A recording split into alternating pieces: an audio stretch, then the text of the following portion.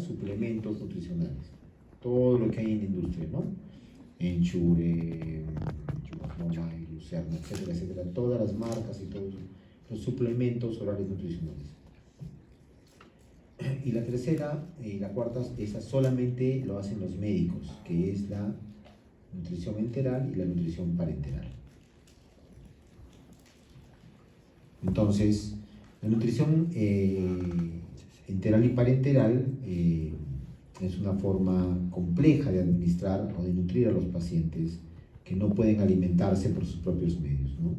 En la enteral usamos el intestino, en la parenteral usamos un acceso endovenoso directamente hacia la sangre, pero en muchos casos se pueden usar las dos. Por ejemplo, cuando el intestino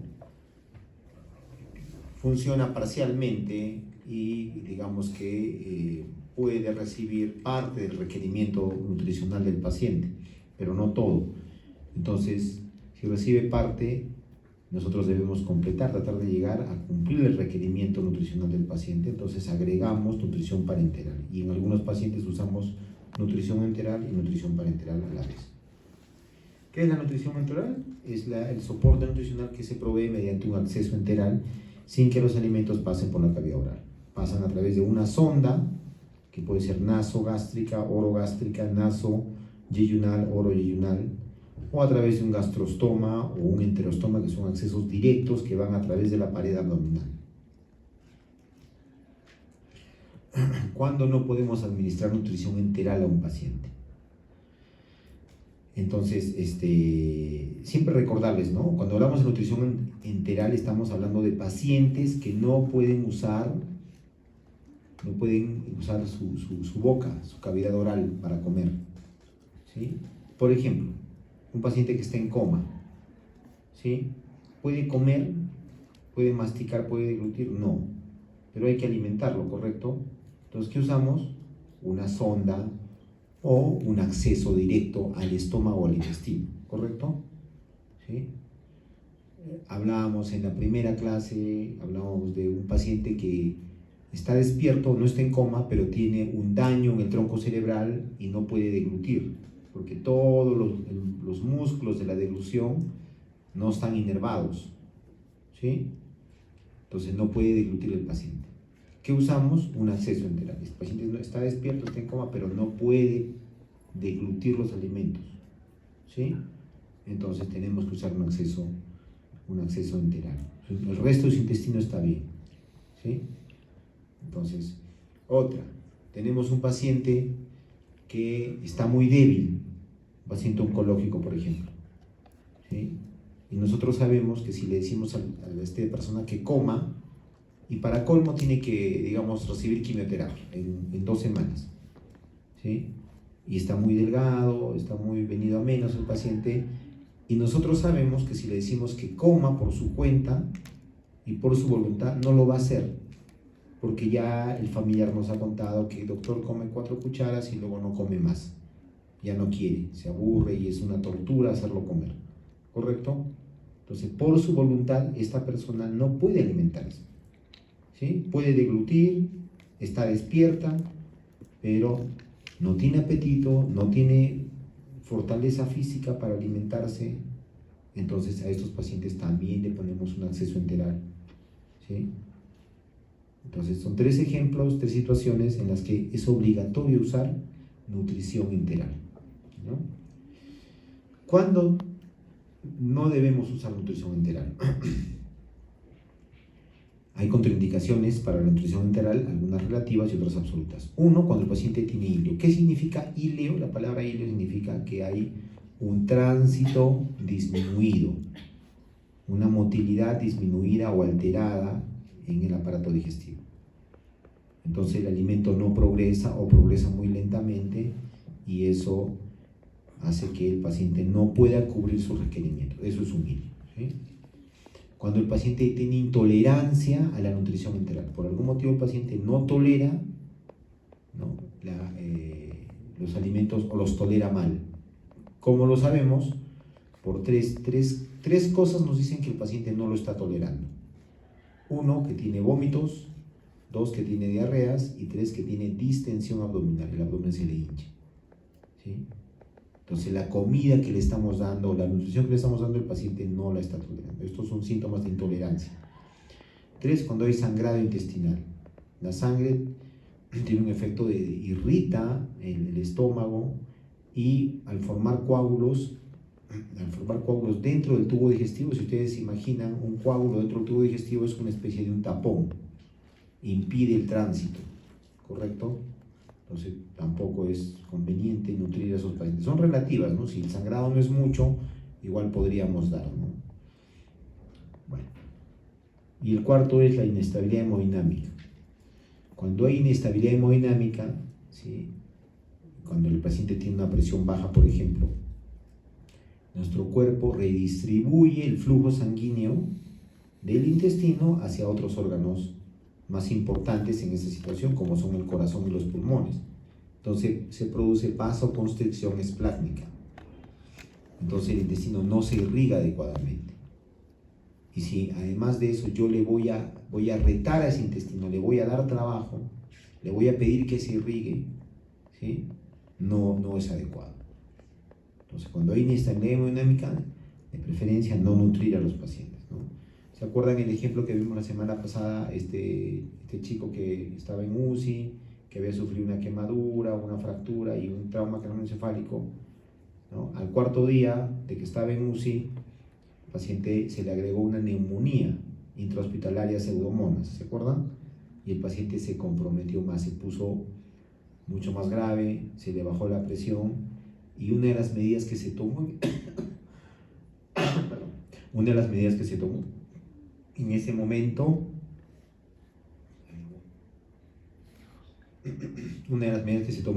fue suspender la nutrición enteral, ¿sí?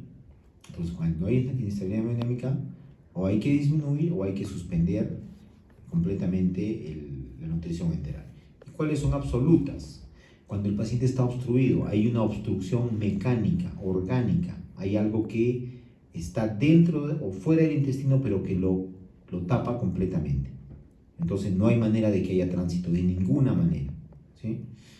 Otra, cuando hay isquemia intestinal, el intestino que está mal irrigado, no lo podemos retar, porque si lo retamos, le pedimos que tenga más trabajo, puede pasar de una isquemia a una necrosis, o sea, ya la disminución del flujo se hace mucho mayor y se muere el intestino, ¿sí? Isquemia significa que el flujo ha disminuido, ¿sí?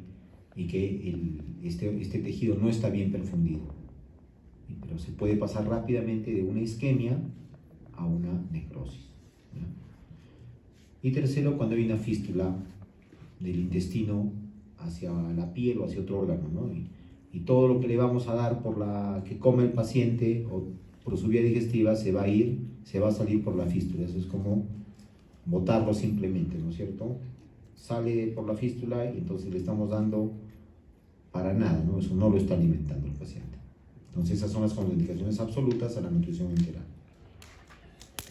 ¿Qué es inestabilidad hemodinámica? Para precisar el concepto, cuando la presión arterial media está por debajo de 60 milímetros de mercurio, cuando el paciente está usando 2 o más vasopresores, o cuando estamos aumentando la dosis de los vasopresores. Eso significa que le estamos dando los vasopresores y a pesar de eso, la presión sigue bajando. Entonces tenemos que aumentar para mantener la presión. Pasa un tiempo y vuelve a bajar la presión, entonces otra vez tenemos que aumentar la dosis de vasopresor. Entonces un paciente que está en inestabilidad y no debiéramos darle nutrición enteral, ¿no? O un paciente que tiene niveles de lactato elevados. El lactato cuando sube traduce una glicólisis anaeróbica, ¿correcto? De ahí viene el lactato, si se acuerdan en las primeras clases. Entonces, en un tejido, ¿dónde ocurre glicólisis anaerobia? ¿De dónde sacan los tejidos energía? Cuando no están bien perfundidos, cuando no llega oxígeno a través de la sangre a estos tejidos o llega mal. Esto se produce en los tejidos que no están bien irrigados, ¿sí? Entonces hacen glicólisis anaerobia y el lactato empieza a subir en la sangre, ¿no? Siempre recordarles el concepto de nutrición trófica por 21ª vez o más, ¿sí?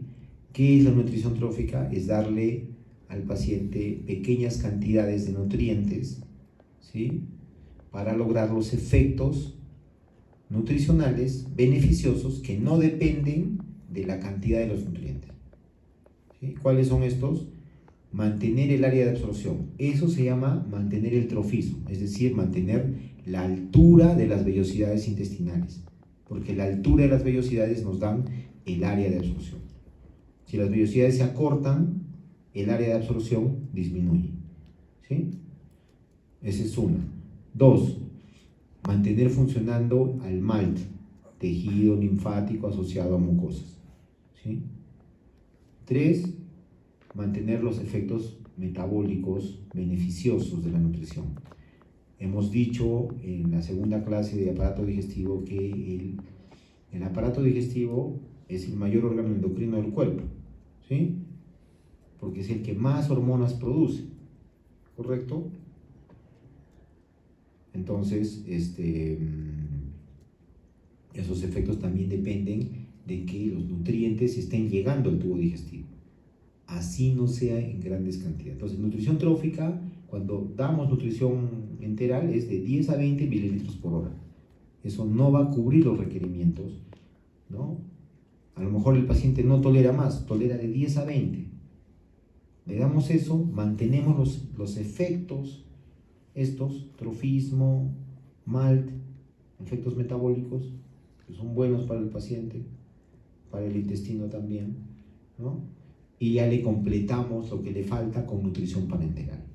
Recuerden que cuando damos solamente nutrición parenteral al paciente, nutrición endovenosa, todos estos efectos no se dan, ¿sí?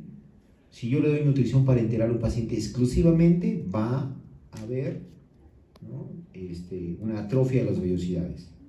El MALT va a dejar de funcionar, ¿sí? Y no van a haber los efectos beneficiosos metabólicos de las células neuroendocrinas del intestino, ¿sí? Entonces, ¿qué es mejor? Siempre va a ser mejor, como ya lo hemos dicho 20 veces, la nutrición enteral que la nutrición parenteral, ¿no? Entonces, la nutrición parenteral, ¿cuándo? Solo cuando hay falla intestinal. Solo en esa situación se da nutrición parenteral. Es decir, cuando no hay manera de utilizar el intestino del paciente. Si el intestino funciona parcialmente, si está en insuficiencia, no es falla, ¿correcto? Insuficiencia es que absorbe parcialmente. Entonces, igual hay que darle, en dosis menores, pero hay que darle nutrición enteral al paciente.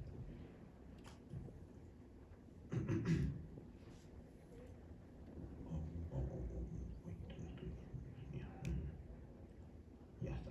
Bueno, la nutrición enteral, para recordarles, es la que se da por un acceso enteral, ya sea que el acceso venga desde arriba, desde la nariz o la boca, a través de una sonda, o vaya directamente por un acceso directo, ¿no?, al estómago o al intestino, gastrostoma, enterostoma, ¿correcto?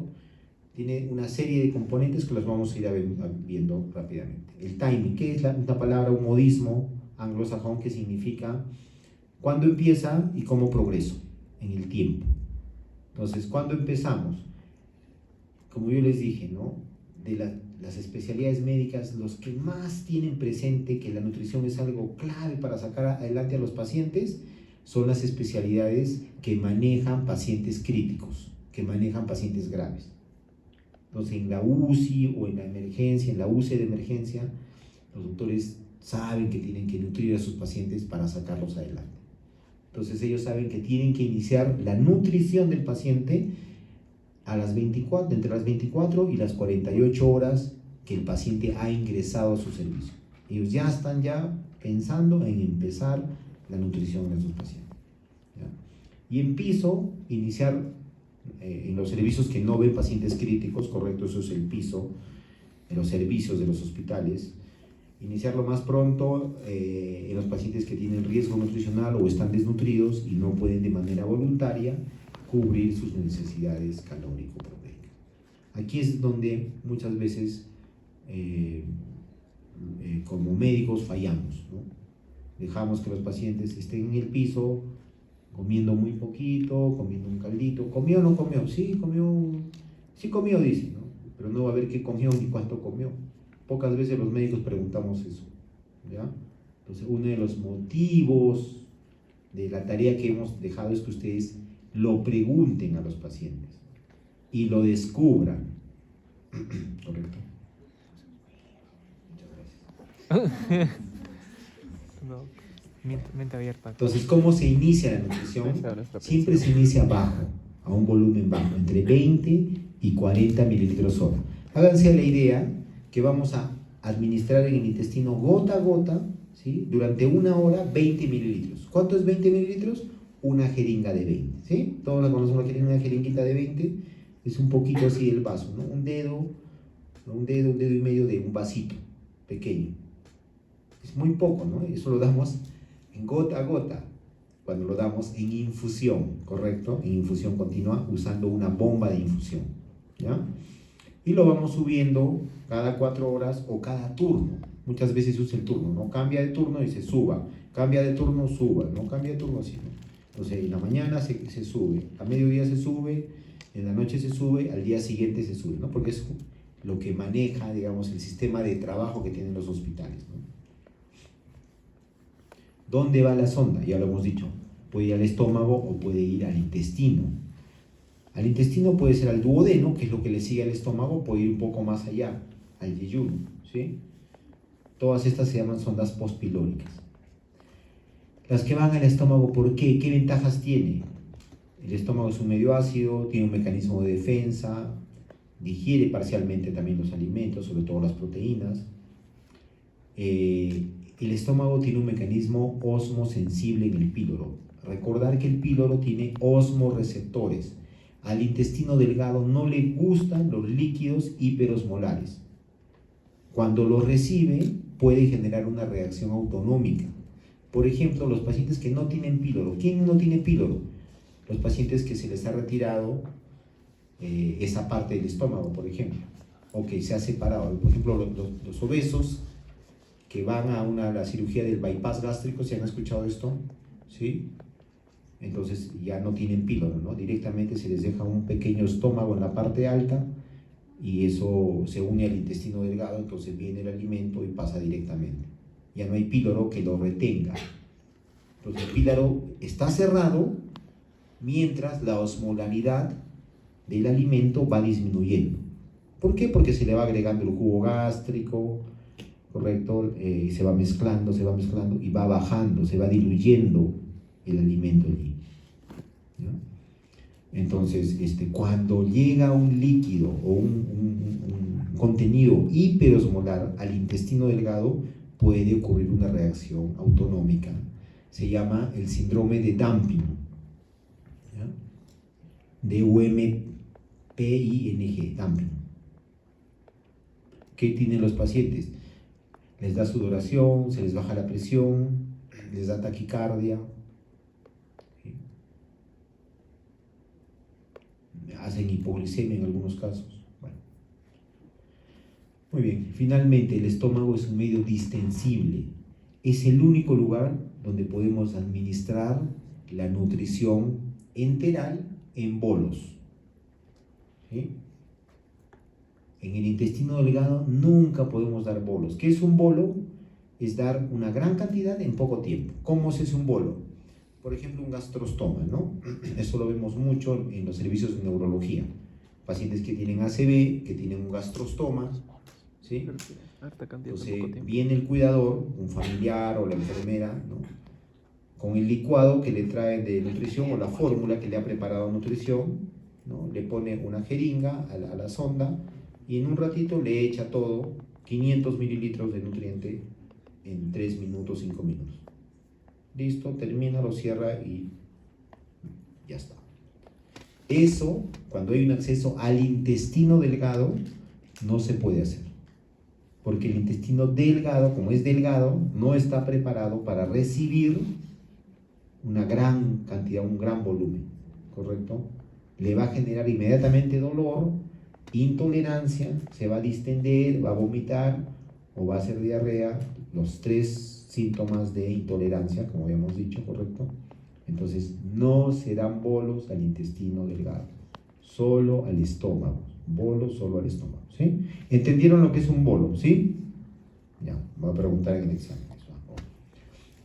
Postpilórico. ¿Qué ventaja tiene el postpilórico en pacientes que tienen riesgo de broncoaspiración? ¿Sí? Entonces, cuando el contenido del estómago se puede regurgitar y puede regresar a la vía aérea aerodigestiva superior y puede pasar a la vía respiratoria y generar una neumonía por aspiración, ¿sí? No permite la infusión en bolos porque está en el intestino delgado, solo infusión continua, y se puede usar también cuando los pacientes tienen patología, una enfermedad en el estómago o una enfermedad en la parte alta del intestino, ¿no? Nosotros, cuando un paciente, por ejemplo, un gastrectomizado,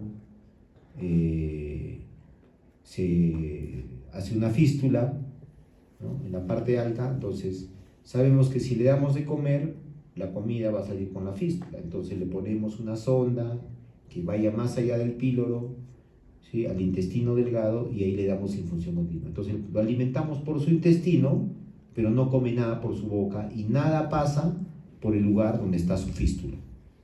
Entonces eso permite que el paciente, esa fístula pueda cerrar, pueda cicatrizar, ¿sí? Correcto. Entonces, las indicaciones de la sonda transpilórica: riesgo de broncoaspiración, cuando el estómago no se mueve adecuadamente, lo que se llama paresia gástrica, pancreatitis aguda y cirugía gástrica o duodenal. ¿Qué pacientes pueden hacer broncoaspiración? ¿Qué pacientes se pueden broncoaspirar? Los pacientes que tienen daño neurológico o son muy niños, bebés o muy ancianos, no pueden proteger su vía aérea. Cuando hay una sonda nasoentérica, puede favorecer la broncoaspiración. Cuando el paciente está ventilado. Todo tubo endotraqueal, ustedes saben, todo tubo endotraqueal viene con un cap, que es un globito, ¿sí? Entonces el globito sirve para dos cosas: fija el tubo a la vía aérea, y segundo, si el paciente se aspira, el contenido va a quedar atrapado en el globo, no va a llegar hasta el pulmón, ¿correcto? Entonces la enfermera, el paciente en UCI, permanentemente, por turno o varias veces en el turno, lo aspira. Entonces se va a dar cuenta, ¿no? Cuando vaya a aspirarlo, va a meter su sondita de aspiración y va a encontrar contenido gástrico. Pero el CAP ha protegido al paciente de que ese contenido llegue al pulmón, ¿correcto? Muy bien. Entonces, pacientes ancianos, pacientes con pobre cuidado oral, pacientes con reflujo, que tienen una hernia yatal, por ejemplo, tienen reflujo, pacientes con déficits neurológicos, pacientes en posición supina, o sea, los que están completamente echados. Nunca un paciente debe estar completamente echado, mucho más si es anciano o tiene daño neurológico. Siempre cabecera a 30 grados, ¿ya? Hasta para dormir, cabecera a 30 grados. El uso de bolos también, obviamente, si administramos bolos al estómago, es más fácil que haya vómitos o regurgitación. ¿Cuándo usamos una sonda y cuándo usamos un ostoma, un acceso directo? Es el tiempo. Cuando preveemos que vamos a necesitar el acceso enteral por 4 a 6 semanas como máximo, podemos usar una sonda. Si el paciente lo va a necesitar más tiempo, tenemos que construir un acceso directo. ¿Quiénes lo usan más? Los pacientes neurológicos, por ejemplo, ¿no? Un ACV del tronco no se va a resolver en 4 a 6 semanas. Es una condición crónica.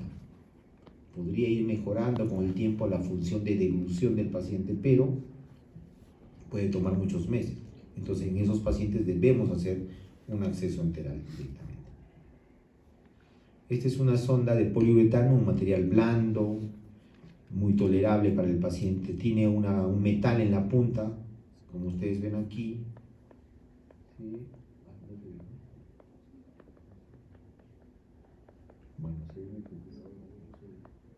Bueno, pero ven el metalcito ahí, ¿no es cierto? Ese es un peso que evita que la sonda se desplace. Mantiene la sonda, por ejemplo, si es postpilórica, en su posición. Porque si el paciente vomita y no tuviera ese peso, con el movimiento se puede regresar al estómago, ¿no? Y no cumplir lo que nosotros queremos, que sea transpilórica la sonda. Las sondas en general tienen dos accesos, ¿no? El que está aquí, el que está en el eje, ese es para alimentar, y el otro que está al costadito es para lavar. Una complicación frecuente de estas sondas es que se tapen, porque pasamos alimento por ahí, ¿sí? Es un líquido denso, ¿sí? Entonces es una fórmula que está diluida ahí. Entonces esos residuos de lo que va pasando por ahí se pueden taponear, formar coágulos y tapar la sonda. Entonces, ¿cómo lo hacemos? Vamos limpiando por el otro lado, ¿ya? Todas las sondas tienen el color morado, ¿ya? Y todo lo que está hecho para nutrición tiene el color morado. ¿Alguna vez ha pasado de que han agarrado lo que era para el estómago, para una sonda, y lo han puesto a la vena? ¿Sí? El paciente ha muerto, obviamente. ¿Sí? Entonces, y hay un código de decir que todo lo que es de nutrición es morado. Entonces, agarran de una punta morada, esto es para nutrición. No hay manera de que la enfermera lo ponga eso en la vena en otro lado, ¿ya? Muy bien. ¿Cómo medimos el diámetro? Hay una escala que se llama de escala French. Ustedes van a ver todos los catéteres, todas las ondas, todos los tubos en medicina se miden con la escala French. ¿Y cómo se halla eso? El French significa diámetro, ¿sí? Entonces, por ejemplo, 12 French, ¿qué significa? Que es, ¿cómo obtenemos 12? Los milímetros de diámetro por 3. 12 French significa 4 milímetros de diámetro, ¿sí? 18 French significa 6 por 3, 18, 6 milímetros de diámetro, ¿correcto? 3 French significa 1 milímetro de diámetro, ¿sí? Por ejemplo, los catéteres venosos centrales en niños son 6 French, o sea, tienen 2 milímetros de diámetro. Las sondas de nutrición tienen generalmente 12 French, o sea, 4 milímetros de diámetro, del diámetro interno del tubito. Las modalidades podemos dar en infusión continua, en el intestino, también en el estómago podríamos dar infusión continua. En bolo solo en el estómago, como ya les he explicado, e intermitente. ¿Qué significa intermitente? Que la infusión puede ir solo en la noche, por ejemplo. Si tenemos un paciente que está en su casa, tiene su sonda y le pasa solo en la noche su alimento, y en el día el paciente puede levantarse, caminar, hacer su vida, ¿sí?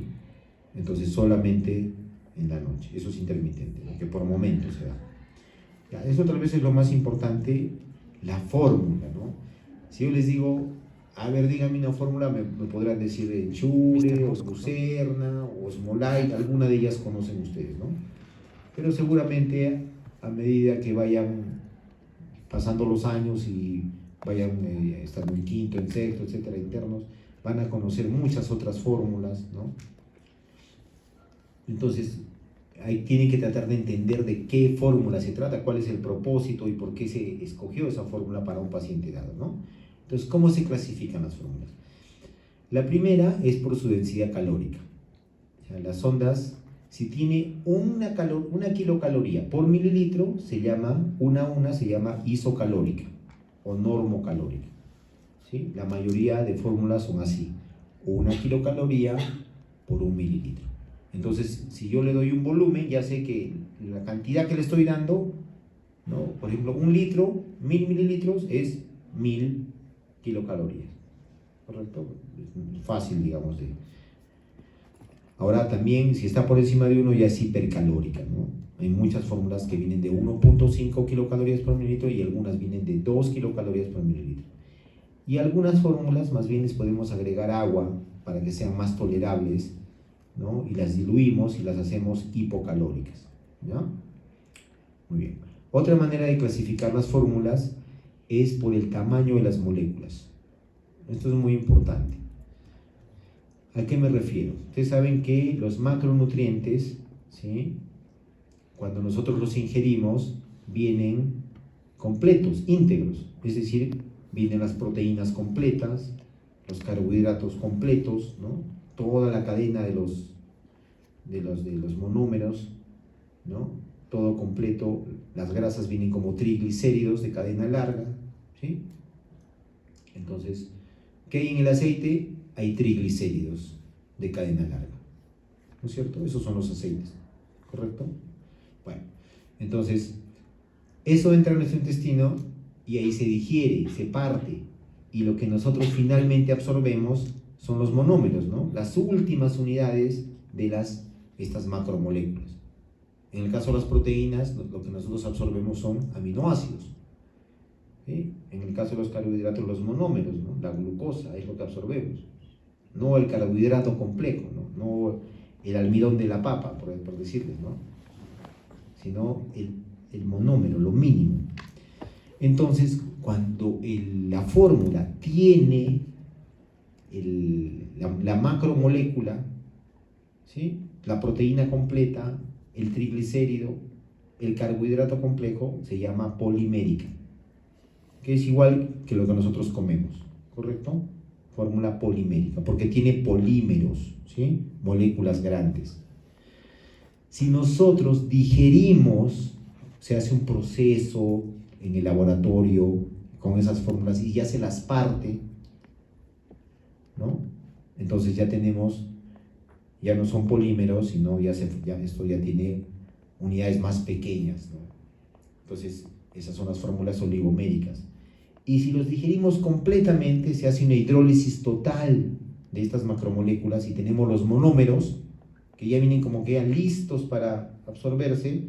Esas se llaman las fórmulas monoméricas. Otra manera de llamarles, ¿no?, es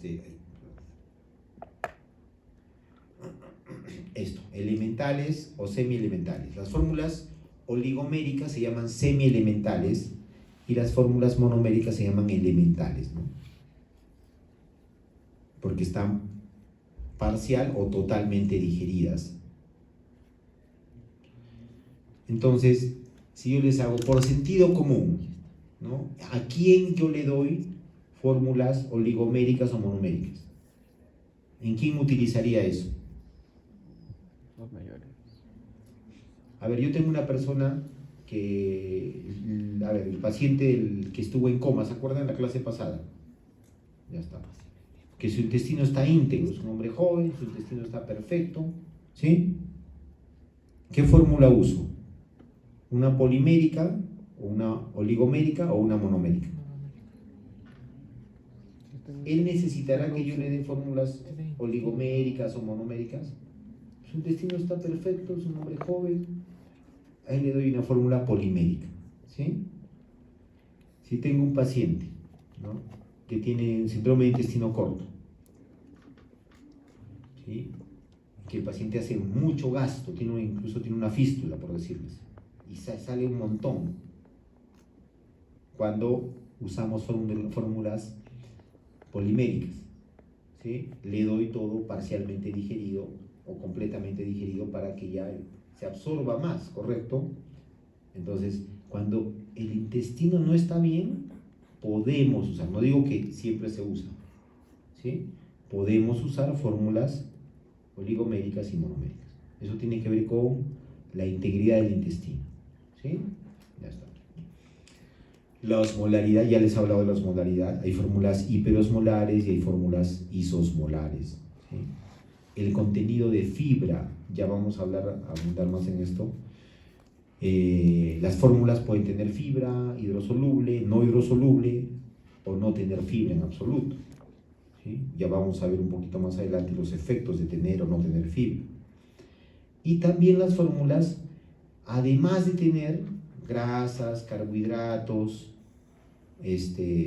proteínas, vitaminas, ¿no?, pueden tener nutrientes especiales, ¿sí? Ciertos nutrientes, ¿no?, en cantidades específicas pueden comportarse como medicamentos. Entonces, eso se llama farmaconutrición, donde hay un efecto farmacológico de ciertos nutrientes. Por ejemplo, la glutamina, la arginina, los ácidos grasos omega 3, los nucleótidos. Ya lo vamos a desarrollar un poco más. Ahora, en general, en base a todo lo anterior, hay 4 grandes grupos de fórmulas. Las fórmulas estándar, las fórmulas polipeptídicas, las fórmulas inmunomoduladoras y las fórmulas específicas de enfermedad.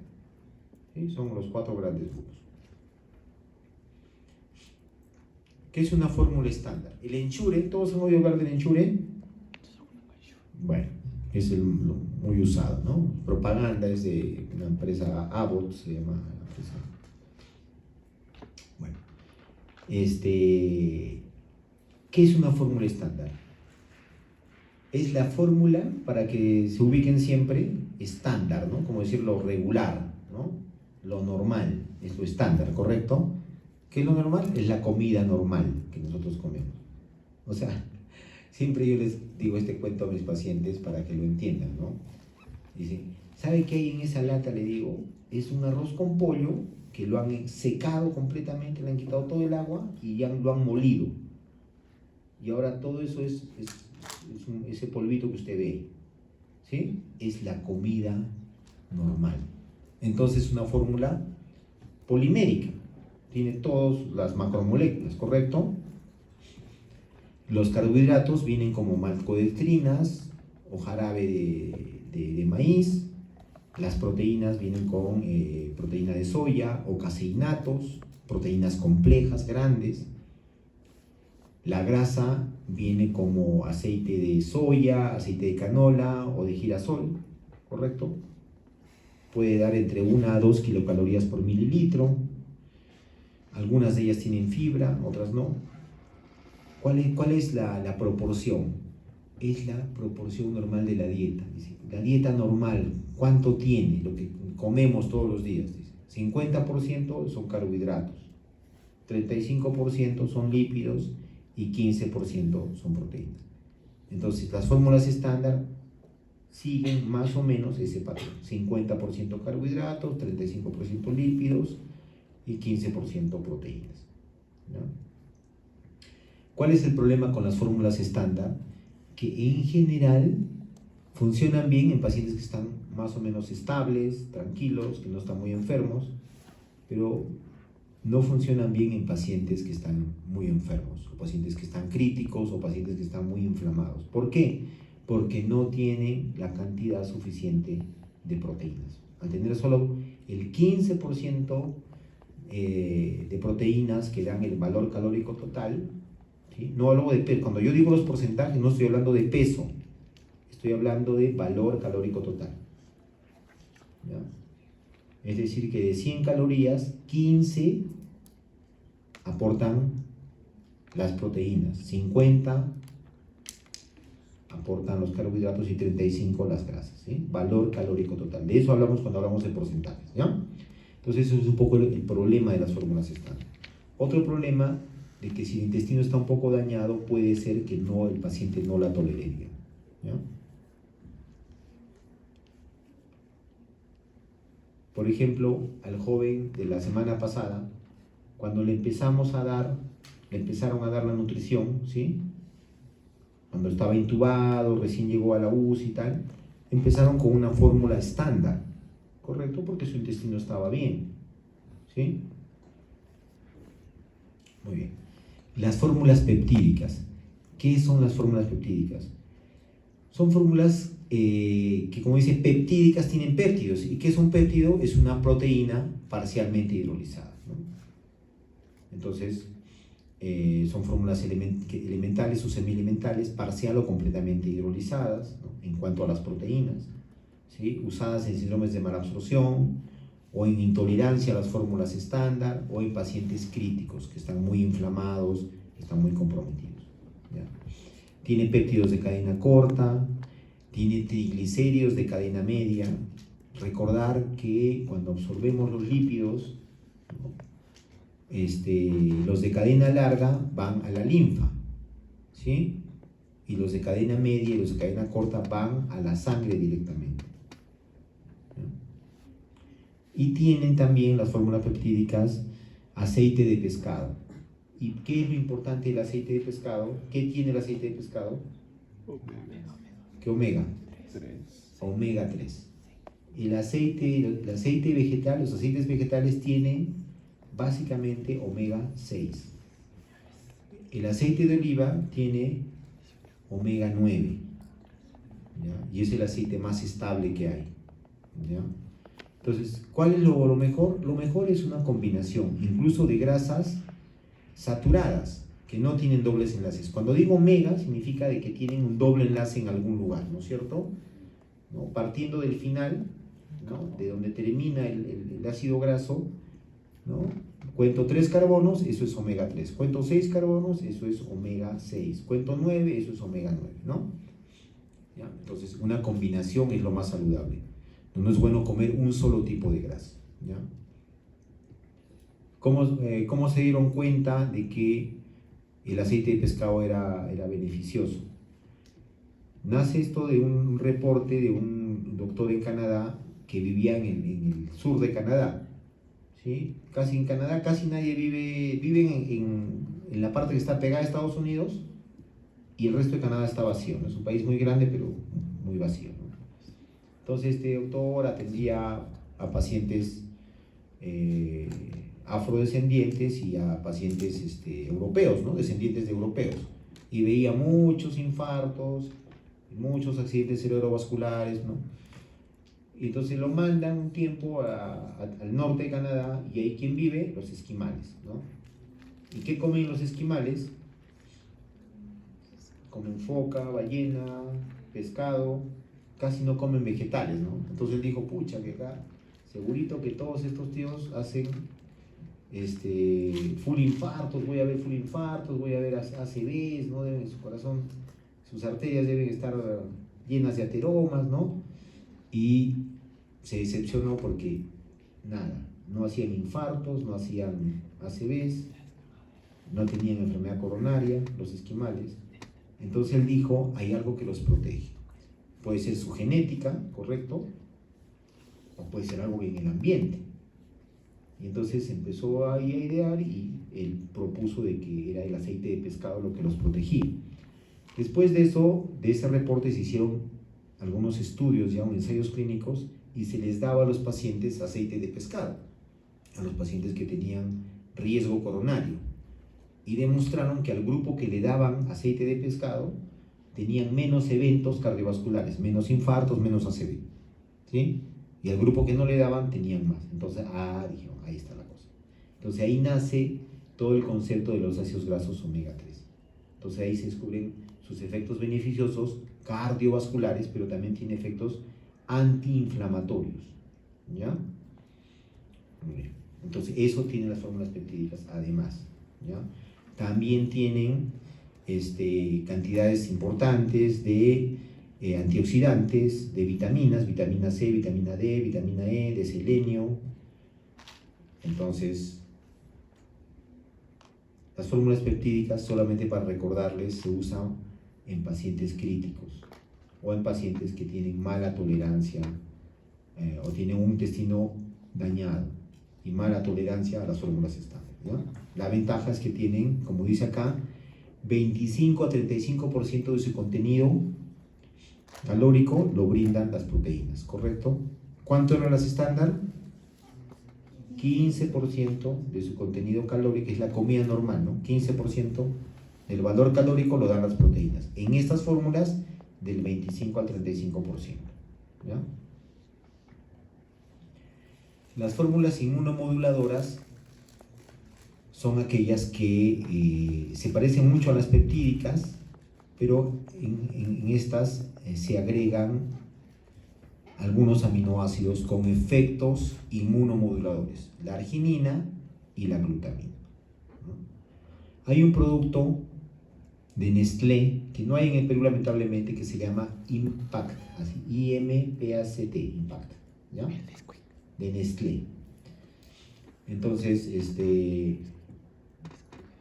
alguien dijo, ¿no? Oye, pero ¿qué pasa si le damos, por ejemplo, estos antiinflamatorios, ¿no? Estos ácidos grasos omega 3 a los posoperados, ¿no? Les bajamos su nivel de inflamación, ¿no? Si bajamos, modulamos la respuesta inflamatoria, podemos acortar su periodo de convalecencia, ¿correcto? Entonces dijeron, bueno, vamos a darle. Hicieron un ensayo clínico con solo ácidos omega 3 y no pasó nada. Pacientes con cáncer que se operaban, ¿no? Y ellos querían demostrar que la tasa de infecciones bajaba, pero no lograron demostrar nada, ¿sí? Luego dieron arginina a estos pacientes, igual el efecto inmunomodulador, tampoco lograron nada. Luego dieron nucleótidos, tampoco lograron nada. Ya aburridos dijeron, bueno, vamos, ¿qué tal si le damos los tres? A ver qué pasa. Y le dieron los tres y funcionó, ¿sí? ¿Qué lograron? Disminuyeron la tasa de infecciones postquirúrgicas, infecciones respiratorias, infecciones del sitio quirúrgico, disminuyeron la estancia hospitalaria en los pacientes y disminuyeron la mortalidad, ¿sí? Entonces, a partir de estas investigaciones, Nestlé crea este producto que se llama IMPACT, que tiene tres cosas: ácidos grasos omega 3, aparte de las calorías y proteínas, ¿no? Ácidos grasos omega 3, tiene arginina y tiene nucleótidos, ¿sí? Eso es inmunonutrición, ¿sí?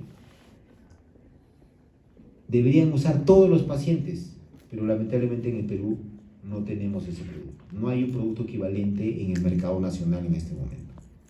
Pero bueno, en Estados Unidos, todo paciente oncológico que va a cirugía usa estas fórmulas, ¿no? Inmunomodulador. En los pacientes que están con ventilación mecánica, disminuye el tiempo de ventilador, ¿sí? Que eso también es algo muy bueno, ¿sí? Entonces uno se pone a pensar cómo a partir de la comida, ¿no?, yo puedo lograr efectos como estos, ¿sí? Disminuir la tasa de infecciones por la fórmula nutricional que le doy a mi paciente. Pero eso, y bueno, se sigue investigando, ¿no? Se está agregando antioxidantes, algunos minerales, el zinc, el selenio, como hemos dicho, bueno. Pero lo concreto es esto, por ahora. Estos son algunos de los inmunonutrientes: arginina, glutamina, selenio, ácidos grasos, nucleótidos, antioxidantes. Ahora vamos al último grupo, que son las fórmulas específicas de enfermedad, ¿sí? Para los pacientes que tienen daño pulmonar crónico, EPOC, por ejemplo, o daño pulmonar agudo, distrés respiratorio del adulto, pacientes ventilados, por ejemplo, ¿sí? ¿Cómo son estas fórmulas? Altas en lípidos. ¿Por qué? ¿Se acuerdan lo que es el QR, el cociente respiratorio? El cociente respiratorio es la división, dividimos el volumen de CO2 que se genera en la respiración versus el volumen de oxígeno que se utiliza, ¿sí? Entonces, ¿qué estoy midiendo ahí? Estoy midiendo qué combustible estoy usando. El producto final de la combustión de los alimentos es CO2, ¿sí? Los alimentos, las calorías, es gasolina, ¿sí? Y nuestro cuerpo es un motor. ¿Dónde está el motor? En la mitocondria. ¿Qué sale del motor? CO2, ¿sí? Entonces depende de la gasolina que yo uso, ¿sí? Si yo uso carbohidratos, voy a producir más CO2. Por 1 litro de oxígeno, 1 litro de CO2, ¿sí? Por eso el QR es 1 entre 1, 1, ¿correcto? El QR es 1. Cuando yo uso grasas, lípidos, el QR es 0.7, es decir, 700 mililitros de CO2 por cada litro de oxígeno, ¿ya? Y entonces, ¿pero cuál es el chiste acá? Si yo produzco más CO2, ¿por dónde sale el CO2? Por el pulmón, ¿correcto? Si yo produzco más CO2, le voy a dar más trabajo al pulmón, pero resulta que el pulmón está dañado, crónicamente o agudamente. Entonces, por eso las fórmulas pulmonares usan gran cantidad de lípidos, no dan carbohidratos, para disminuir el trabajo respiratorio, ¿ya? Entonces, miren lo que dice acá, los lípidos son mayores al 50%. En las fórmulas estándar, ¿cuántos son los lípidos? 35%, ¿correcto? Tienen de proteínas de 16 a 18%, más o menos lo mismo que una fórmula estándar, ¿no? Pero lo que los hace diferentes es que usan gran cantidad de lípidos. Lípidos, 50% del valor calórico total, carbohidratos, 30% del valor calórico total. Pero también tienen ácidos grasos omega 3. Por sentido común, ¿sí? ¿Qué no debe tener la fórmula para un diabético? Azúcar. Azúcar, ¿no? Pero debe tener carbohidratos. Poco. Nuestra comida tiene que tener carbohidratos. ¿Un diabético no come carbohidratos o sí come carbohidratos? Sí come carbohidratos, ¿no es cierto? ¿Cuál es la diferencia? Debe consumir carbohidratos complejos. ¿Cuál es la diferencia entre un carbohidrato refinado, como el azúcar, y un carbohidrato complejo, como la papa, por ejemplo? El índice glicémico es la diferencia. ¿Qué es el índice glicémico? Es la velocidad con la que la glucosa pasa del intestino a la sangre. Un índice glicémico alto significa que la glucosa pasa al intestino, del intestino a la sangre rápidamente. Y un índice glicémico bajo significa que la glucosa pasa del intestino a la sangre lentamente. ¿Y eso cuál es la diferencia? La diferencia es que cuando el azúcar pasa rápidamente hacia la sangre, se produce un pico en la secreción de insulina. Y no solo un pico, sino una secreción mayor de insulina para metabolizar esa glucosa. Cuando pasa lentamente, la secreción de insulina es mucho más lenta y mucho menor también. ¿Y eso qué tiene que ver? Que la insulina tiene un efecto, además de metabolizar la glucosa, que produce lipogénesis. ¿Sí? ¿Qué significa que produce lipogénesis?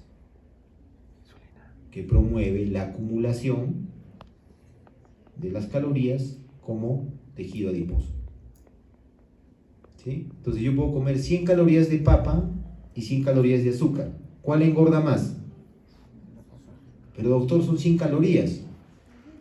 ¿Sí? Pero las 100 calorías de azúcar engordan más porque producen una mayor secreción en menor tiempo de la insulina y eso tiene un efecto de lipogénesis. ¿Correcto? Entonces, ¿qué tipo de carbohidratos tiene esta fórmula para diabéticos? La glucerna, que muchos han escuchado. Tiene carbohidratos complejos que se absorben lentamente. Además de eso, tiene fibra. ¿Y qué hace que tenga fibra? La fibra enlentece el tránsito intestinal, ¿sí? Y hace que también se absorba más lento los carbohidratos y las grasas. Y en algunos casos, la fibra se mezcla o secuestra, digamos, a los carbohidratos y a las grasas y hace que no se absorban completamente. ¿Sí? Entonces, ¿cómo son las fórmulas para los diabéticos? Tienen harta grasa, ¿sí? Porque no quiero darle mucho azúcar a este paciente, muchos carbohidratos, 40% en forma de grasa, del valor calórico total, 40% de carbohidratos. Todos los carbohidratos son complejos y además tiene fibra que disminuye la absorción y disminuye el índice glicémico de esos alimentos. ¿Ya? ¿Cómo es la fórmula del paciente renal? Todo es sentido común. ¿Qué maneja mal el paciente renal?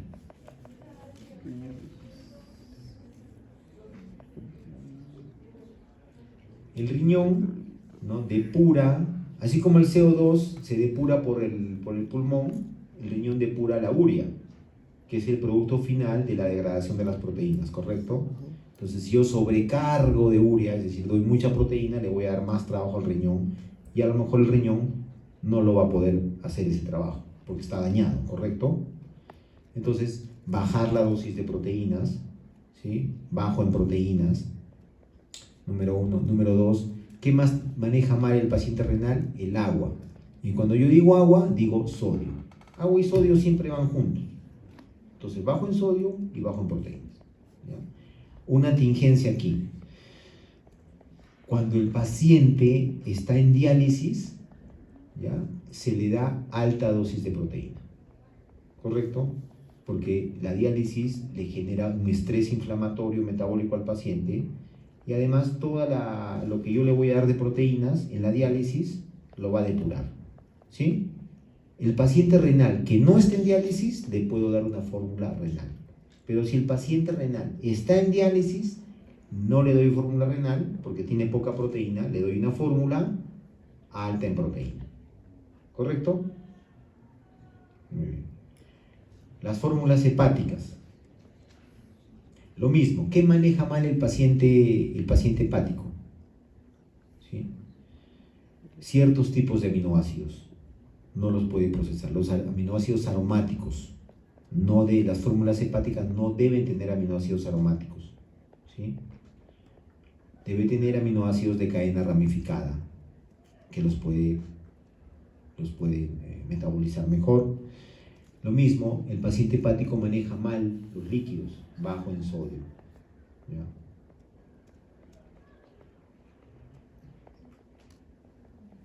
Muy bien.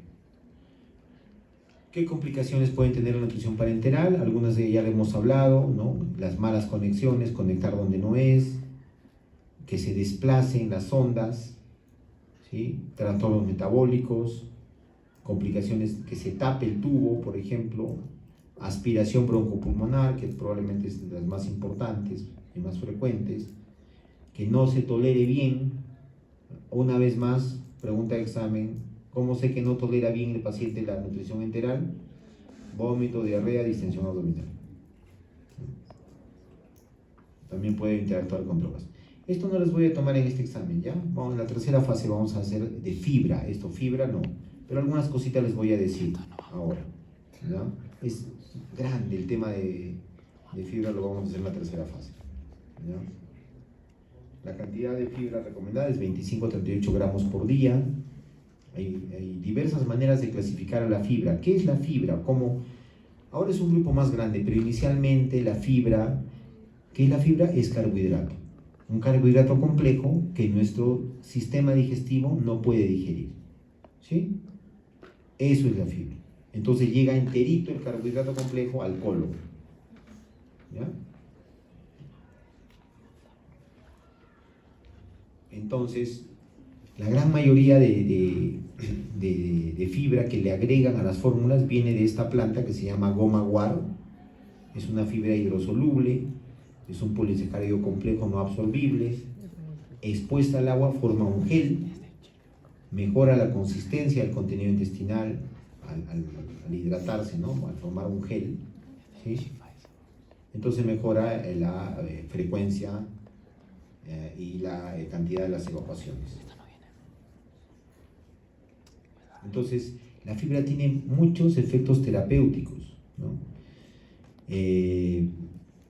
Puede afectar la digestión y la absorción de ciertos nutrientes. Puede secuestrar a ciertos nutrientes y evitar que se absorban muy rápido. ¿Sí? De esa manera, por ejemplo, puede mejorar el control glicémico y el control lipémico, ¿no? El perfil lipídico del paciente lo puede mejorar. ¿Sí? Por ejemplo, una de las sustancias que secuestra la fibra son las sales biliares. ¿Qué tienen las sales biliares? Las sales biliares se producen a partir del colesterol en el hígado.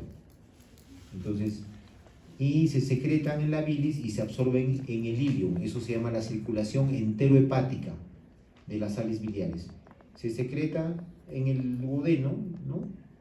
La vía biliar termina en la ampolla de Vater, en el esfínter de Oddi, ahí sale la bilis al intestino, emulsifica las grasas, cumple su objetivo y se reabsorbe en el ileum. Y ahí da su vuelta, ¿no? Vuelta, y entonces siempre todo se ahorra las sales biliares, ¿no? Dan la vuelta, eso se llama circulación enterohepática. Si nosotros capturamos o secuestramos las sales biliares con la fibra, el hígado va a tener que sacar colesterol de la sangre y producir más sales biliares. De esa manera el colesterol va a disminuir los niveles de colesterol, ¿correcto? También mejora el tránsito intestinal y también tiene un efecto en las bacterias del colon. Entonces puede tener un efecto prebiótico, mejorando la flora intestinal. Entonces hay tres características: la solubilidad que hemos dicho en agua, soluble o insoluble, la viscosidad y la fermentabilidad. ¿Qué significa fermentabilidad? Entonces significa de que estos carbohidratos complejos no se absorben, no se digieren en el intestino, pero las bacterias del colon las pueden digerir, las empiezan a partir y pueden generar metabolitos energéticos que se absorben en el colon, ¿no? De las cuales también viven las bacterias del colon. Entonces la fibra también puede afectar la flora intestinal mediante este mecanismo. Muy bien. Vamos a hablar ahora de la nutrición parenteral. ¿Cuándo indicamos nutrición parenteral? Solo cuando hay falla intestinal. ¿Y qué es falla intestinal? Es cuando el intestino no puede cumplir sus funciones. ¿Sí? Ya sabemos cuáles son las 4 funciones del intestino: motilidad, secreción, y de esas 2 depende la digestión y la absorción. ¿Sí? Entonces, cuando no puede cumplir estas funciones, hay falla intestinal. La última y la más importante es la absorción. O sea, si no hay absorción, no funciona el intestino y hay falla intestinal. Entonces no podemos dejar que el paciente muera de hambre. ¿Qué hacemos? Lo único que nos queda: no le podemos dar comida, no le podemos dar soporte, no le podemos poner una sonda, nada. Tenemos que darle nutrición endovenosa, ¿sí? Entonces la falla intestinal es de 3 tipos, ¿sí? Puede ser aguda, de corta duración, autolimitada. Por ejemplo, aquella que ocurre después de las operaciones. Los pacientes tienen ilio posoperatorio, no se mueve el intestino. Entonces no pueden comer por unos días, pero después eso va a pasar y van a empezar a comer, tal. Entonces, ¿qué hay que hacer ahí? Nada, esperar, tranquilos, ¿sí? Va a recuperar la función. Segundo, la tipo 2. Esta es cuando, por ejemplo, en cirugía hay una complicación, quirúrgica o no quirúrgica, es decir, antes o después. Por ejemplo, una peritonitis, ¿sí? Ya el intestino ya no se mueve, correcto, por la inflamación que hay, y no se va a recuperar de manera autolimitada o espontánea, ni rápidamente. Esto puede durar muchos días, incluso semanas, ¿no? ¿Sí? Entonces son pacientes inestables que requieren cuidado multidisciplinario intensivo y en quienes hay que sí o sí dar soporte nutricional, en el tipo 2. ¿Ya? Muchas veces hay que operar a estos pacientes, ¿ya? Pero tienen que recibir soporte, generalmente un soporte de días o semanas. ¿Ya? Y la tipo 3 son pacientes crónicos, son pacientes que por algún motivo, ¿sí?, ya pasó todo el proceso inflamatorio, ¿no?, pero por ejemplo por operaciones o por complicaciones que han tenido, se quedan, por ejemplo, una de las cosas, con el intestino muy pequeño. Ha sido necesario cortarles mucho intestino, ¿sí? Entonces ya pasó todo el proceso inflamatorio, ya todo eso pasó, pero el intestino es tan pequeño que no les permite cubrir sus requerimientos. Entonces estos pacientes tienen que ser tratados meses, ¿sí? Son pacientes estables, pero que el soporte enteral no cubre sus necesidades y hay que dar obligatoriamente nutrición parenteral por mucho tiempo.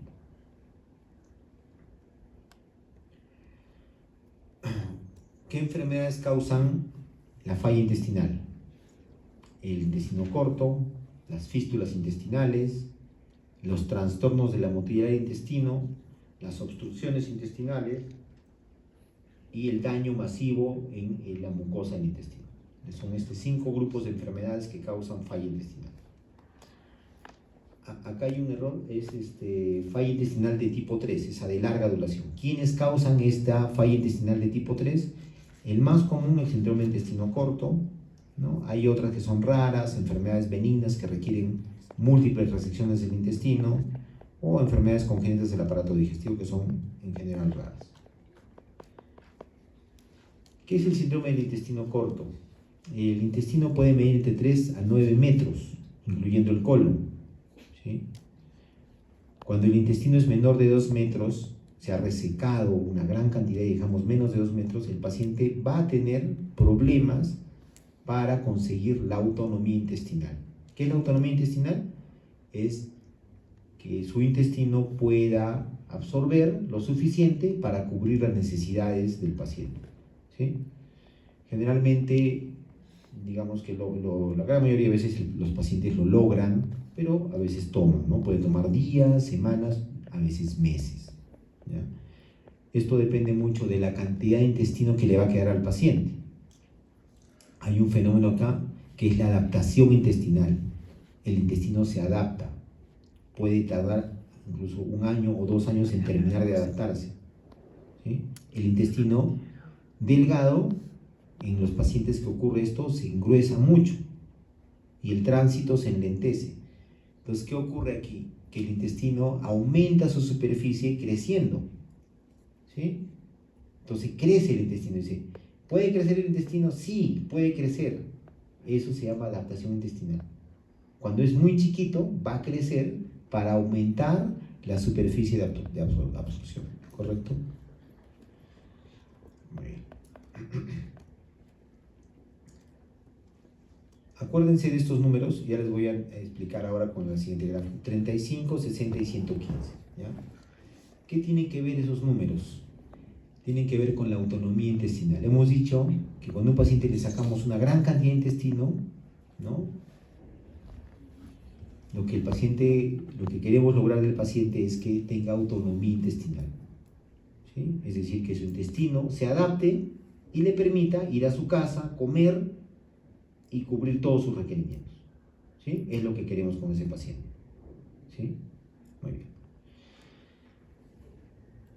Hay como que una cantidad mínima de intestino que tiene que tener.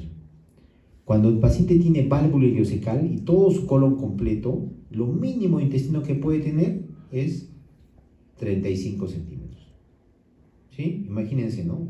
Todo el intestino, 35 centímetros, pero tiene válvula ileocecal y tiene colon completo, listo. Puede conseguir la autonomía intestinal, ir a su casa y su intestino le va a alcanzar y le va a permitir vivir tranquilo, ¿sí? Si no tiene válvula ileocecal y en ese paciente fue necesario hacer una unión del intestino al colon, ¿sí? Lo mínimo que le va a permitir alcanzar la autonomía en algún momento son 60 centímetros, ¿correcto? Y si el paciente no tiene colon y está ostomizado, es decir, el intestino sale para afuera, ¿no? Lo mínimo para que este paciente tenga autonomía intestinal es 115 centímetros, o poco más de 1 metro de intestino, ¿sí? Otra causa de falla intestinal son las fístulas. Las fístulas ¿qué es una fístula? Una comunicación anormal entre dos superficies epiteliales, ¿sí? ¿Cómo se nombran? ¿Dónde empieza la fístula? ¿No? Al comienzo, y dónde termina al final. Entonces, una fístula del estómago a la piel se llama una fístula gastrocutánea. Del intestino a la piel, enterocutánea, ¿sí? Del estómago al colon, gastrocolónica. Del recto a la vagina, rectovaginal, ¿correcto? Muy bien. Entonces, claro, lo que ocurre en las fístulas es de que el contenido se va saliendo por la fístula y se escapa y no permite que se absorba, ¿no? Ese es el mecanismo de la falla intestinal de la fístula. 75-85% de las fístulas son por procedimientos, por daño no intencional durante procedimientos quirúrgicos, ¿no? Daño en la mucosa intestinal. Bueno, vamos a pasar esto rápido. Otra causa de falla, hemos visto intestino corto, fístulas, trastornos de la motilidad. Los más conocidos acá son los trastornos que afectan a una sola porción. Por ejemplo, en el esófago, eso se llama acalasia, ¿sí? Cuando no se mueve el esófago, se deforma, se ancha, se vuelve muy grande, porque no hay un tejido nervioso entérico que le permita moverse, está dañado el tejido nervioso entérico. Esa enfermedad se llama acalasia, ¿sí? En el colon, ¿sí? La ganglionosis colónica puede ser congénita o adquirida. Si es congénita, se llama la enfermedad de Hirschsprung. Si es adquirida, el Chagas, por ejemplo, la enfermedad de Chagas, ¿sí? Y hay otras más raras en el intestino delgado o en el colon. Hay una frecuente también en el estómago que se llama la paresia gástrica en los pacientes diabéticos, ¿sí? El estómago que no se mueve. También vemos nosotros paresia gástrica en los pacientes que se les corta el vago. Por algún motivo se corta el vago, el intestino, el píloro deja de funcionar, deja de moverse el estómago y el paciente tiene muchos problemas para digerir.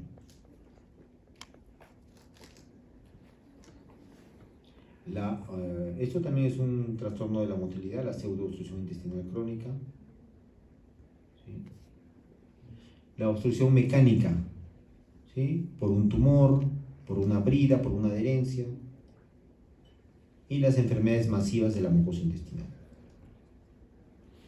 Muy bien, cuando hay falla intestinal, ¿qué hacemos? Damos nutrición parenteral. Lo mismo tiene sus componentes: timing, acceso, modalidad, fórmula, ¿sí? Bueno, vamos a entender esta gráfica, ¿ya? Es importante. Como médicos siempre vemos una gráfica, rápidamente ver qué hay en el eje de las Y, qué hay en el eje de las X, e interpretar la gráfica, ¿ya? ¿Qué nos dice esta gráfica? En el eje de las Y dice el odds ratio para mortalidad, ¿sí? Todo esto en pacientes críticos. Esto está estudiado en pacientes críticos que han recibido nutrición parenteral, ¿sí? Entonces, el odds ratio es una medida del riesgo de la probabilidad de muerte a 60 días, ¿sí? Y acá en el primer cuadro yo voy a ver el porcentaje de calorías que le he dado al paciente. O sea, las calorías que le doy sobre lo que necesita. 20%, 40%, 60%, ¿correcto? O sea, lo que le he calculado y lo que le he dado, ¿sí? Y acá es el porcentaje de proteínas que ha recibido sobre lo que necesita, ¿sí? 20, 25%, 50%, 75%, etc. ¿Qué significa? Si yo le doy 20% de las calorías que necesita el paciente, su odds ratio de mortalidad es más alto, ¿correcto? Si yo le doy 160% de lo que necesita, su odds ratio es más alto, ¿correcto? ¿Dónde baja su odds ratio de mortalidad? Cuando yo le doy 80%, digamos, de lo que necesita, ¿correcto? Ahí es donde es más bajo. Entonces, ¿cómo interpreto esto? La curva de riesgo de mortalidad, ¿sí? Con respecto a las calorías que le damos al paciente crítico, tiene forma de U. ¿Qué significa esto? Que si yo le doy muy poco, ¿no? El riesgo de mortalidad es alto. Y si le doy mucho, el riesgo de mortalidad es alto. Y si me ajusto a lo que él requiere, el riesgo de mortalidad es el mejor posible. Es donde mejor desempeño vamos a tener. Cuando le damos justo lo que necesita. Nos acercamos a lo que necesita. Por eso es importante hacer el cálculo. Es decir, ¿y para qué usan el calorímetro, esta cosa en la UCI, no? Con la formulita no hay ya, ¿para qué? Por eso, porque podemos estar por debajo o por encima. Por eso en el paciente crítico, en la UCI, usan este aparato y les sirve, ¿sí? Para estar justo en la parte baja de la U, en la base de la U, donde el riesgo de mortalidad va a ser mejor, ¿correcto? Eso para las calorías. Para las proteínas, miren que la curva es totalmente distinta, ¿sí? Es lo mismo, estas calorías, estos son proteínas, el porcentaje de proteínas que le doy con respecto a su requerimiento. Entonces, ¿qué nos dice? Si yo le doy menos proteínas de las que él necesita, el riesgo de mortalidad es mayor. Y a medida que me voy acercando, incluso me voy pasando, le doy más de lo que necesita, el riesgo de mortalidad baja. No es una U, es una recta de pendiente negativa. ¿Correcto? Entonces, ¿qué significa? Que con las proteínas, ¿sí?, le puedo dar de más, puedo ser muy liberal, pero nunca quedarme corto. Preferible, por mucho, pásate en las proteínas, ¿sí?, y en las calorías ajusta. ¿Sí? Calcula bien y dale justo lo que necesita. ¿Por qué? Uno puede entender, ¿no? En las calorías, bueno, sí, pues si le doy poco, ¿no?, el paciente va a hacer su catabolismo, va a consumir sus músculos, sus proteínas, todo lo que hemos hablado, ¿no? Pero ¿por qué si le damos más, tiene más mortalidad? ¿Dónde está la explicación a eso? Si le doy más de lo que necesita, más calorías de los que necesita. En la principal complicación de la nutrición parenteral, que es la hiperglicemia. ¿Sí? La hiperglicemia es un evento muy dañino para los pacientes críticos. Entonces, si yo le doy más calorías de las que necesita, le voy a provocar hiperglicemia. La complicación más frecuente de la nutrición parenteral, la administración de calorías por vía parenteral, ¿sí?, es más fácil que produzcan hiperglicemia que cuando le doy las calorías por vía enteral. El intestino regula todo el proceso del metabolismo del azúcar. En cambio, si lo doy directo a la vena, ese control, esos mecanismos reguladores se pierden. ¿Sí? Otra desventaja de la nutrición parenteral con respecto a la nutrición enteral. Este autor Van de Berge demostró que los pacientes postquirúrgicos que tenían hiperglicemia, que tenían mal control glucémico, se morían más en las unidades de cuidados intensivos después de cirugía torácica. Lo mínimo que debemos tener, o lo máximo tolerable, perdón, es 180. Más allá de 180, sí o sí, el paciente grave da insulina, ¿sí?, para controlar la glucosa.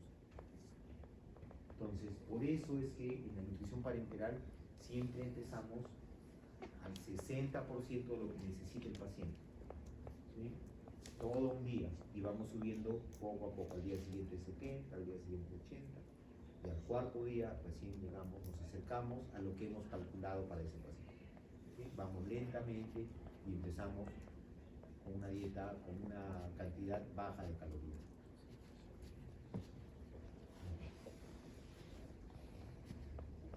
Los lípidos en la nutrición parenteral han ido evolucionando con el tiempo. ¿Sí? Al comienzo se usaba solo triglicéridos de cadena larga y las emulsiones eran de aceite de soya.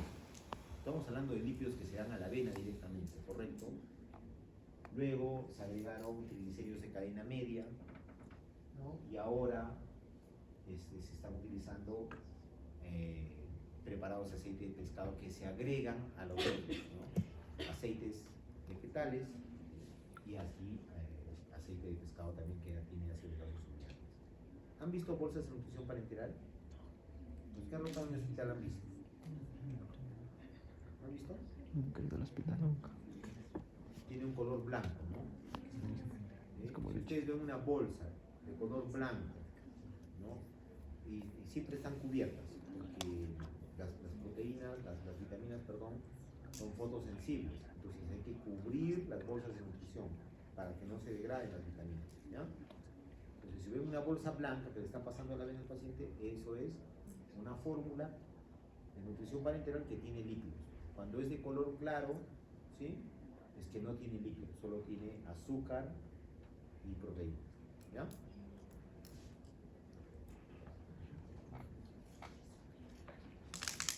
Bueno, los aminoácidos vienen del 10 al 50 al 15%. Esto tampoco vamos a hacer, ya no los vamos a tomar. Eso se llama síndrome de realimentación. Esto lo vamos a hacer en la fase 3. No lo estudien para el examen, lo vamos a hacer en la fase 3. Bueno, quiero terminar presentándoles un caso clínico. Es un chico que tiene 23 años, ¿sí?, estudiante universitario. Este chico a los 6 años le dio una enfermedad autoinmunitaria que se llama periarteritis nodosa. ¿Cómo debutó? Le dio una vasculitis en los vasos del mesenterio y le dio una isquemia y luego un infarto al mesenterio. Entonces tuvieron que sacarle casi todo el intestino y le dejaron 10 centímetros de intestino. 7 centímetros del ángulo de Treitz de yeyuno, ¿no? ¿Verdad? El yeyuno es del ángulo de Treitz para adelante, ¿correcto? Entonces ahí 7 centímetros y 3 centímetros en el líneo distal, o sea, justo lo que estaba antes de la válvula ileocecal, ¿correcto? Y le hicieron la unión. ¿Ya? Este chico pasó meses seguramente en el hospital, estuvo con nutrición parenteral. ¿Qué buscaban los doctores? Que haga la adaptación de su intestino. ¿Sí? Siempre los niños se adaptan más rápido, ¿sí? Tienen otra capacidad otra plasticidad de sus tejidos, se adaptan mejor. En algún punto fue a casa con nutrición parenteral.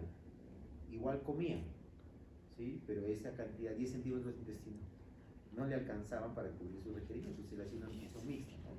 En su casa le mandaban, venía su mamá, recogía la bolsa, le llevaba, le ponía la nutrición parenteral, probablemente en la noche, ¿correcto? Y así se vivió este chico, de los 6 años, tiene 23, ha vivido 17 años así, ¿sí? ¿Cómo está ahora este chico? Recibe 6.000 kilocalorías por nutrición parenteral, que se pone algunas noches de la semana, ¿sí? Y el resto lo recibe por vía oral. Se ha adaptado a su intestino y le alcanza bastante bien, pero obviamente nunca ha podido dejar la nutrición parenteral. Cuando deja la nutrición parenteral, se desnutre, empieza a bajar de peso, o sea, no le alcanza, no hay manera que ese intestino le alcance, ¿sí? Pero se ha adaptado, ¿no? 2 o 3 veces a la semana, en las noches recibe nutrición parenteral, las 6.000 kilocalorías semanales que le dan por nutrición parenteral. Pero es un muchacho, lo van a ver en las siguientes diapos, pesa 50 y tantos kilos, 1,73 m, es bastante delgado, pero mantiene ese peso estable con ese soporte que tiene. ¿Sí? No tiene una vida y tiene un futuro, correcto. Un poco un caso límite, ¿no? Los límites de la medicina, ¿no? Casos límites. Un poco para que vean que todo lo que se puede hacer con nutrición, todo lo que se puede lograr en casos muy difíciles. Ok, bueno, esta fue la última clase de la fase. Nos vemos el próximo sábado para el examen. ¿Sí? Entramos 5 temas: desnutrición asociada a enfermedad, screening, valoración nutricional, intervención nutricional y nutrición enteral y parenteral, que es lo que hemos hecho. ¿Ya? Como ustedes saben, yo saco la información de muchas fuentes, entonces básicamente saco las preguntas de las diapos. Y lo que digo, obviamente las diapos son ayuda, ¿no es cierto? Pero no está en las diapos todo lo que yo digo, ¿correcto? Entonces los que vienen a clase, porque yo veo que vienen muchos menos de los que son, ¿correcto? Pongan los puntos extra. Viene, seguramente alguien copiará y le pasará la grabación, no lo sé, para que estudie, pero de ahí tomo la explicación. Esto es más sencillo de lo que hicimos en la primera fase con mucho. Entonces espero que les vaya bien. Hasta ese día hay plazo para entregar las 3 screenings 10 horas de grabación. y la valoración nutricional, ¿sí? Que es una historia clínica que tienen que hacer. La historia clínica, no quiero 20 hojas en donde peguen fotos, ¿no? Los exámenes del paciente y una foto de los exámenes del paciente, ¿ya? Hay un trabajo que se llama redacción. ¿Alguien ha llevado ese curso, redacción? ¿Tú has llevado? ¿Dónde? ¿Han llevado redacción? ¿En la universidad les dan redacción? ¿Sí? Bueno, entonces, ¿por qué? Muchos me traen este trabajo, pegan fotos, y no tienen ninguna coherencia, ¿sí? Es pegar y pegar imágenes, ¿sí? Donde no redactan nada, ¿no? Y todo telegráfico, no, o sea, redactar significa darse el trabajo, ¿no? De preparar lo que uno va a decir en un papel, ¿sí? Y que lo que diga el papel sea potente y poderoso, no mucho, puede ser poco, pero que sea potente y poderoso y que rápidamente, qué bonito dice aquí, método excelente, ¿no? Lo que lees adelante te lleva al diagnóstico rápidamente y hay una coherencia entre todos. No quiero que copie todos los análisis, lo relevante, ¿sí? Pueden ser 3 líneas de análisis, ¿ya? De esto, y eso que está traducido en un diagnóstico del paciente, de los problemas que tiene el paciente, ¿ya? ¿Sí me entendieron, no? No quiero pegar. Es como mi hijo, yo a veces lo veo, le dejan diapositivas en el colegio. Pega las diapositivas. Entonces yo veo que pega las diapositivas, es su tarea pegar. ¿Qué ganas pegando las diapositivas? ¿Qué profesor te dice esa tarea pegar diapositivas? ¿Sí? Eso no demuestra que sabes nada, ¿no es cierto? Solo que sabes pegar. Que sabes hacer el trabajo manual de pegar, las diapositivas. Entonces, usen el curso de redacción para hacer esa tarea. Y taller de lectura. Híjale. ¿Ya? ¿Alguna pregunta? El que no se lee. Ya colgué todas las